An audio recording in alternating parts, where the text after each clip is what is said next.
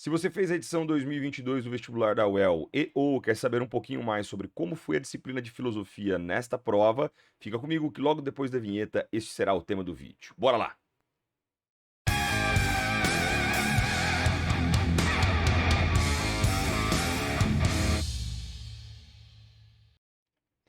Saudações, meus jovens! Eu sou o professor Lucas e este é o Filosofia Espiral. Sejam todos muito bem-vindos e muito bem-vindas.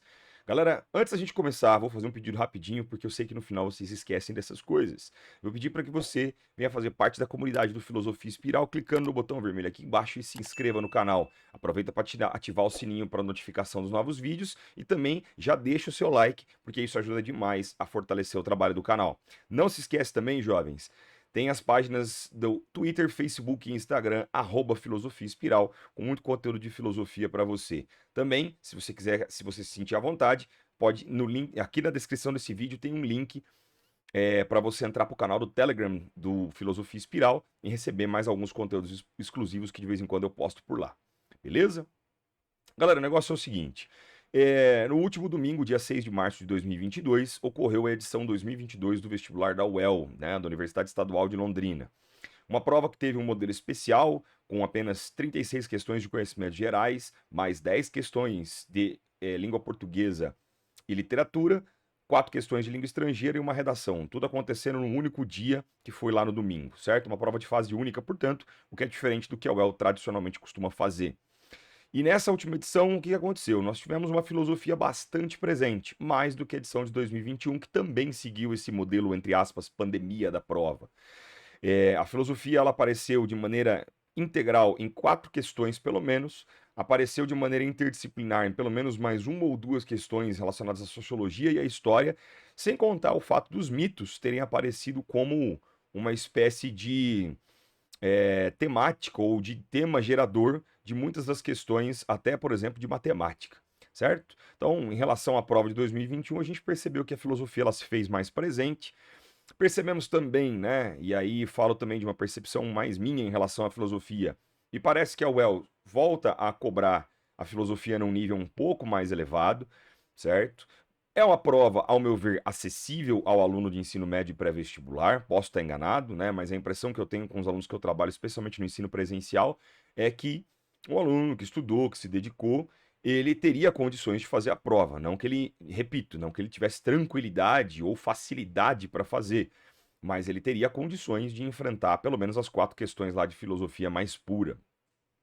É interessante perceber que esse aumento, né, de nível, ou o resgate de uma prova, talvez, onde a leitura e a interpretação de texto, onde o nível crítico do aluno ele foi mais exigido, ele volta a ter um pouco mais a cara do que a UEL tinha antes da pandemia, certo? Então, ainda há uma expectativa sobre o que vão acontecer com as notas de corte, né? Tem um pessoal que foi muito bem na prova, tem um pessoal que foi mais ou menos, algumas notas, né, podem ter descido ali. Pode ser que alguma nota de corte venha a baixar, mas eu acho difícil ainda dar algum palpite nesse sentido. Eu, particularmente, não tenho informação suficiente para cravar aqui se nota de corte sobe ou desce nessa prova de 2022, certo? O meu intuito aqui é tirar algumas dúvidas, é passar um pouquinho por essas 4 questões de filosofia que estiveram então na edição de 2022 e, claro, se você tiver mais alguma dúvida em relação a elas, você pode deixar aqui o seu comentário abaixo desse vídeo ou então mandar uma mensagem lá, de repente, na DM do Instagram que a gente pode te ajudar. Belezeira? Mas sem mais delongas, vamos ver um pouquinho como é que foi a filosofia nessa edição. Olha só, gente. É... Como eu disse para vocês, foram basicamente 4 questões de filosofia mais pura. Isso porque a gente, claro, pode considerar que mesmo nessas questões mais puras havia uma certa interdisciplinaridade com a sociologia, com a história, né? Como no caso, por exemplo, da questão de Aristóteles, você poderia fazer uma ponte com a noção de história na Grécia, você poderia na questão de Hannah Arendt fazer uma ponte com as questões do totalitarismo, né, dentro da disciplina de história geral, poderíamos relacionar também com questões sociológicas a questão que falava sobre a escola de Frankfurt, sobre Adorno e Horkheimer. Então, assim, é uma prova que procurou, e a gente vê que existiu um esforço da UEL em trazer essa interdisciplinaridade para várias e várias das questões. Algumas não são tanto assim, mas muitas questões dialogavam, especialmente entre as humanidades. Beleza? A primeira questão, né, e aí eu só para deixar claro, caso você tenha alguma prova aí, os números que eu coloquei ali, né, questão 10, 12 e tal, são da prova tipo 1, né, mais especificamente da prova de espanhol, mas pelo que eu entendo da UEL, prova tipo 1, independentemente da língua estrangeira, é tudo a mesma sequência, tá? Então, prova tipo 1 espanhol é o que eu estou usando como base aqui, é só você procurar as questões no seu caderno aí, beleza? A primeira questão, então, questão 10 aí da prova tipo 1, ela tem um texto do Aristóteles. Eu sempre digo, né, aos alunos que quando você resolve uma questão de filosofia, uma boa estratégia é você destacar ou você prestar atenção na fonte do texto. E aqui está o Aristóteles dentro da política, o que é muito comum, né, é bastante frequente a cobrança de Aristóteles na prova, é um autor carimbado. Aqui no canal eu cheguei a fazer uma revisão na semana que antecedia o vestibular da UEL e comentei sobre a possibilidade, inclusive, desse autor e dessa temática aparecerem. Diz o texto: de fato, o homem manda no escravo da mesma forma que o marido na mulher e o adulto na criança. Nesses casos, as partes da alma estão presentes em todos os seres, mas dispostas de modo diferente. O escravo não tem faculdade deliberativa. A mulher tem-na, mas não tem faculdade de decisão. A criança tem a capacidade de decisão, mas ainda não desenvolvida. Deveríamos necessariamente admitir, então, que o mesmo se passa com as virtudes morais.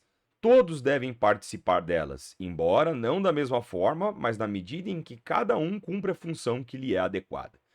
Primeiro, eu queria destacar uma coisa que eu não comentei para quem está por fora. O tema da prova da UEL, que ela é uma prova temática, foi o tema mulher, né? Um tema muito bacana, diga-se de passagem.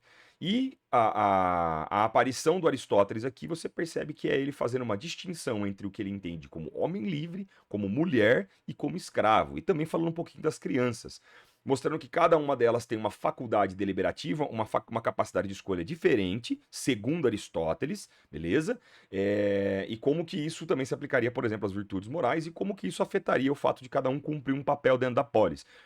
Gente, tudo isso está dentro do contexto aristotélico. A gente sabe que o Aristóteles, como um grego, né, ele vai usar de uma estrutura. Ele está dentro de uma sociedade que ela é machista, ou seja, a mulher ela é subjugada, ela não faz parte da vida pública. Então, a questão ela contextualiza essa situação.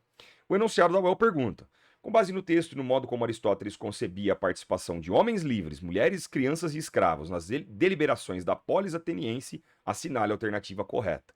Então, por isso que eu falo, um conhecimento de cidadania Aristóteles, ter algumas noções da política aristotélica, muito legal. Ter uma noção também de como a polis ateniense funcionava na sua estrutura política poderia ser muito útil nessa questão. E aí, olha só o que você encontra lá nas alternativas, gente. Alternativa A. Mulheres e escravos possuem as mesmas partes da alma, sendo seres com virtudes intelectuais idênticas, motivo pelo qual desempenham funções similares no âmbito doméstico. Veja bem, gente, existem duas coisas muito importantes que falseiam a alternativa A. Por quê, gente? Primeiro, porque ele fala que todo mundo tem capacidade intelectual idêntica. Infelizmente, Aristóteles não pensava assim, o texto deixa isso claro. Ele mostra que homens livres e mulheres até têm uma certa semelhança, mas as mulheres não teriam, na visão de Aristóteles, uma faculdade deliberativa suficiente para participar da política. As crianças têm que desenvolver isso e o escravo não tem essa capacidade por natureza. Outro ponto é você falar que dentro do ambiente doméstico todo mundo tinha uma função semelhante. A gente sabe que no ambiente doméstico de Atenas a coisa era muito mais hierarquizada do que o ambiente público. Quando você pega a ágora, a praça, você tinha os princípios de isonomia, isegoria e isocracia, né? Ou seja, o princípio de igualdade entre os cidadãos na democracia ateniense. Já no âmbito doméstico, a hierarquia costumava ser rígida, onde o homem ele era o ponto alto da casa e todos estavam submissos a ele de um certo ponto. Beleza? Então, letra A, bem fora de contexto. Letra B. Todo ser humano é um ser social ou um animal político, porque cada um cumpre a mesma função de participação na polis, cabendo adicionalmente às mulheres participação nos banquetes. Gente, veja só. O homem é um ser social ou um animal político, porque cada um cumpre a mesma função de participação na polis. Aqui já matou, né?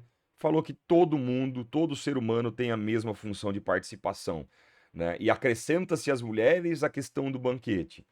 Não, o texto ele deixa claro que a mulher ela não participa da vida pública, né? Para Aristóteles e para os atenienses em geral, só os homens maiores de idade, nascidos em Atenas, filhos de atenienses, é que poderiam participar efetivamente da ágora, né? Da vida pública. Então, letra B também falsa. Letra C. As funções dos homens livres, mulheres e escravos são determinadas pela alma. havendo igualdade das suas capacidades para cuidar da casa e da administração pública. De novo, né? Falar que existe uma determinação vinda da alma, beleza, começou bem, mas quando ele fala que existe uma igualdade para a capacidade de cuidar da casa e da administração pública, mais uma vez você encontra uma falsidade. Afinal de contas, o mundo grego é um mundo bem hierarquizado, especialmente no âmbito da vida privada. Letra D. As mulheres têm função de cuidadoras da casa e, embora tenham capacidade deliberativa, esta é distinta da dos homens, o que impede sua participação na política. Percebeu como já está bem a cara do texto? Né? Ele fala ali, ó, se você voltar aqui, ó, nessa altura, ele vai falar, cadê aqui, ó? Olha aqui nessas linhas 3 e 4. Lá no finalzinho, o escravo não tem faculdade deliberativa. A mulher tem-na, mas não tem faculdade de decisão. Então ele já mostra que a mulher, ela tem uma perspectiva diferente da dos homens livres e dos escravos também, né? Então assim, em relação aos escravos, elas têm faculdade deliberativa, mas elas não têm poder de decisão, o que então impede elas de participarem da vida pública. Beleza? Então a alternativa D, ela tá bem de acordo com o que a gente precisa. Só mostrando por que a letra E tá errada. As funções das mulheres são similares às dos homens livres, ainda que suas capacidades deliberativas sejam desiguais, elas possuíam os mesmos deveres e direitos na polis. Percebeu? Jogou de novo, né? Perceba como muitas alternativas erradas jogam para o mesmo campo. Tentam colocar a ideia de que homens e mulheres no mundo grego são iguais, são similares. E o Aristóteles, que é um grego, deixa muito claro que eles não tinham essa visão de mundo. Beleza? Aliás, a gente sabe como a questão da mulher ser tratada de maneira similar ao homem é uma luta constante pelas mulheres e que no mundo atual a gente tem condições um pouco melhores do que tivemos no passado, né? Aliás, talvez bem melhores, né? Muito embora eu não tenha aí o devido lugar de fala para poder falar sobre isso, mas a gente percebe que em relação ao mundo grego muitas conquistas foram feitas, beleza? Então, vale esse destaque aí. Próxima questão. A questão 12, jovens, ela vai tratar da Hannah Arendt. Vale dizer, como eu disse inclusive para muitos alunos, disse aqui na revisão do canal também, a Hannah Arendt era uma expectativa que eu particularmente tinha, achava que existia uma possibilidade dela cair, ela tem muita cara da UEL, e mais ainda, ela acabou combinando perfeitamente, né? Ela é a única filósofa listada dentro da UEL, e sem encontrar a competência temática dela, que é altamente similar àquilo que a UEL costuma cobrar, certo? E o detalhe, então, é que a Hannah Arendt, ela estreou na prova da UEL. É a primeira vez na história da universidade, do vestibular da UEL, que essa filósofa aparece, dado que ela foi acrescentada lá no programa do vestibular 2021, né, mais ou menos em setembro de 2020, ela apareceu como um dos 8 novos autores que a UEL tenderia a cobrar. E ela foi, das duas novidades, a primeira que apareceu. Nós temos um texto da Hannah Arendt retirado de um livro chamado Entre o Passado e o Futuro, né, que é um conjunto de ensaios, né, onde a Hannah Arendt ela brinca com essa temática de passado e futuro, onde ela fala sobre política, educação e, enfim, as temáticas que ela é mais afim. Nesse trecho especificamente ela fala o seguinte: em contraposição tanto aos regimes tirânicos como aos autoritários, a imagem mais adequada de governo e organização totalitários parece-me ser a estrutura da cebola, em cujo centro, em uma espécie de espaço vazio, localiza-se o líder. O que quer que ele faça, integre ele o organismo político como em uma hierarquia autoritária, ou oprima seus súditos como um tirano, ele o faz de dentro e não de fora ou de cima. Então, o que acontece? A Hannah Arendt ela dá uma imagem de que o totalitarismo ele traz uma imagem frequente, uma imagem de uma certa constância, uma imagem de uma certa normalidade. Então, diferente de regimes tirânicos ou autoritários, como ela diz, que geralmente é muito visível a forma como um líder opera, no totalitarismo a coisa ela fica mais escondida, né? Onde as aparências não ficam evidentes sobre essa manipulação, sobre esse poder total que é exercido pelo líder de um tipo de regime desse. E aí o enunciado fala assim, ó: Hannah Arendt, filósofa alemã de origem judaica, marcou profundamente a filosofia política contemporânea com suas reflexões sobre os fenômenos totalitários do século XX. Com base no texto e nos conhecimentos sobre a compreensão arendtiana do totalitarismo, assinale a alternativa correta. Olha só, gente. A ideologia totalitarista se distingue da tirania e do autoritarismo por se basear em ideais de caráter democrático como a de partidos políticos. Gente, a alternativa A está errada, né? Afinal de contas, dizer que o totalitarismo ele se baseia em ideais democráticos, isso é bastante equivocado. Apesar de muitas vezes regimes totalitários terem aquele apelo, aquele populismo e tal, dizer que eles são democráticos é uma besteira. Tanto é que a figura de um líder ela é sempre muito marcante, né? Não existe uma ideia de muita horizontalidade. Letra B. O totalitarismo possui uma estrutura em que cada nível mantém a fachada de normalidade e respeitabilidade, que disfarça o seu caráter antidemocrático. Ah, aqui a gente já percebe uma coisa mais a cara da crítica da Hannah Arendt, né? Porque veja, ele tem vários níveis, esses níveis eles funcionam sempre no nível de fachada e eles escondem, na verdade, o quê? O caráter antidemocrático que é profundamente estrutural dentro do totalitarismo. Então, a alternativa B ela tá bem bacana. Letra C. A propaganda totalitária visa a violência do Estado como na tirania, sem investir no controle das massas via políticas públicas e ideologia. Gente, aqui nós temos um problema em relação à compreensão de totalitarismo. Nós sabemos, e não só a Hannah Arendt, mas muitos outros pensadores, conseguiram enxergar que no totalitarismo o controle das massas ele foi um fenômeno constante. E, aliás, fundamental para que esses regimes prosperassem, por exemplo, no século XX lá na Europa. Beleza? Então dizer que o controle de massa não existe, só existe uma propaganda violenta, não, isso não funciona. Há uma incoerência aí. Letra D. Os regimes totalitários, assim como as tiranias e o autoritarismo, pautam-se na descrença da onipotência do líder e de verdades factuais. Outro problema clássico e facilmente detectável. Gente, você falar numa descrença da onipotência do líder. Pensem nos regimes totalitários. Pensem em figuras como Mussolini na Itália, como Hitler na Alemanha ou mesmo como Stalin na União Soviética. E percebam como esses caras, na visão inclusive da própria Hannah Arendt, como que existia essa expectativa de que o líder era uma figura máxima. Ainda que ele o faça, né, como nessa estrutura da cebola, a coisa de dentro para fora, né, e não de fora para dentro, ele é um líder que tudo pode, ele é uma figura digna de idolatria, né? Talvez, enfim, acho que esses três nomes que eu acabei de citar são ótimas representações históricas do que a Hannah Arendt está tentando apontar. Então, descrença na onipotência do líder, fora de questão. Letra E. Os regimes totalitários utilizam-se de propaganda ideológica e de programas sociais que garantem a respeitabilidade e a igualdade de direitos e deveres. Gente, qualquer um que já estudou totalitarismo na história sabe que você falar em respeitabilidade e igualdade de direitos e deveres, isso não faz o menor sentido. Ora, por que na Alemanha nazista, então, existia uma perseguição aos judeus? Na verdade, não faz muito sentido. Então, é totalmente absurda essa alternativa E, à medida em que você fala de programa social e garantia de igualdade de direito e dever para todos. Ou seja, a alternativa B era o único gabarito possível, né? A única que combinava a visão dessa brilhante filósofa que é a Hannah Arendt, né? Bem a cara da UEL falar desse tipo de temática, como a gente já imaginava. Beleza? Próxima questão, gente. A questão 21, na minha visão, e eu posso estar enganado, é claro, mas pela forma como eu via a questão e também até a forma como os alunos resolveram, pelo que eu ouvi por aí, talvez das 4 questões de filosofia que deu mais trabalho. Essa e a próxima do Nietzsche, elas foram as que geraram maior dúvida nas pessoas. Você tem um texto do Maurice Blanchot, de um texto chamado O Livro por Vir, beleza? Aparentemente não é um nome conhecido para muitos de nós, né? Então vamos ler o texto.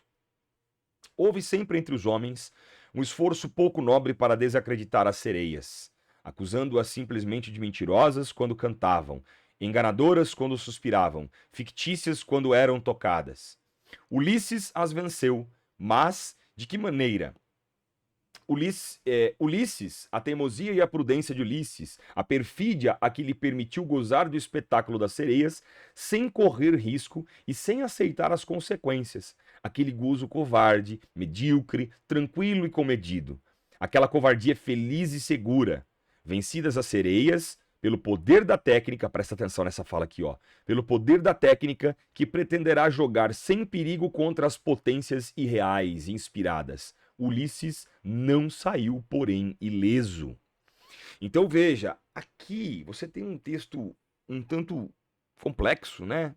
Ele remete a Ulisses, figura escrita por Homero lá na Odisseia, Ulisses resistindo ao encanto das sereias, né? E ele fala aqui, inclusive, de maneira explícita nesse texto do Maurice Blanchot, que Ulisses vence as sereias por ter usado de uma certa técnica, né? Usado de um poder da técnica para não se deixar seduzir pelas sereias.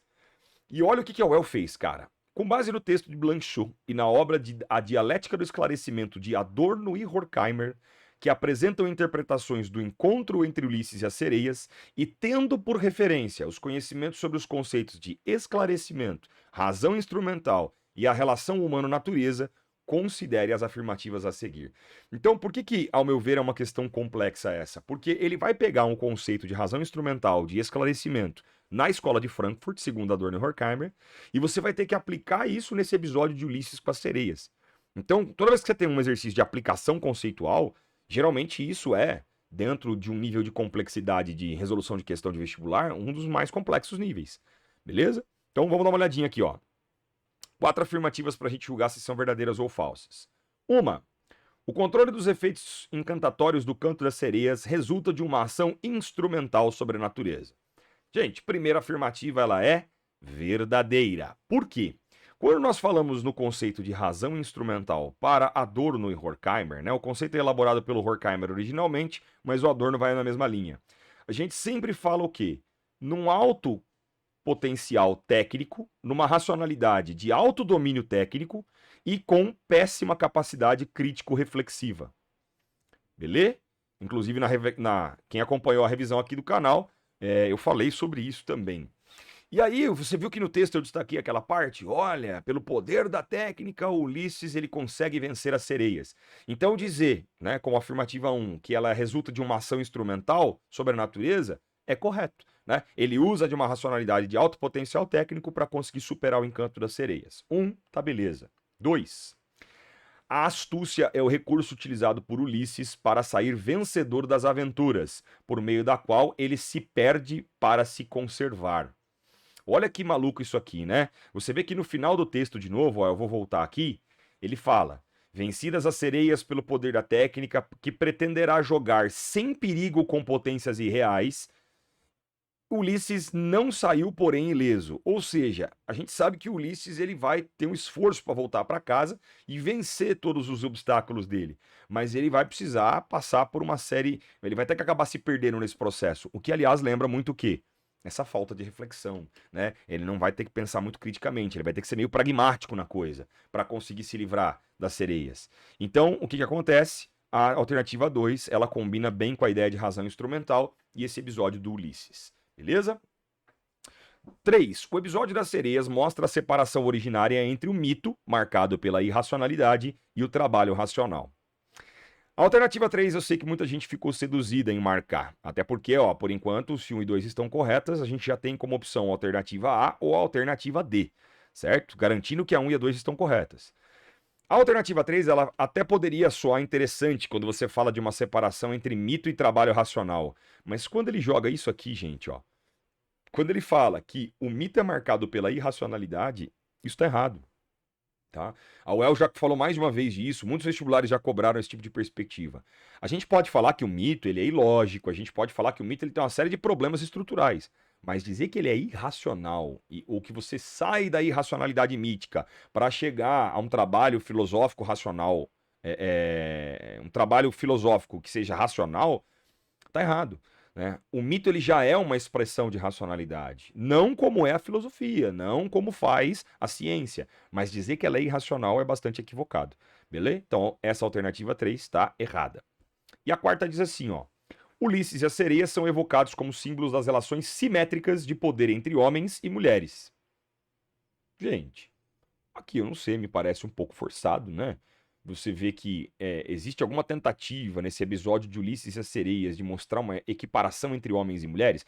Primeiro que pensando em sociedade grega, é pouco provável que isso fosse verdade, beleza? Lembrando que é Ulisses, né? Odisseia, Homero, Grécia Antiga.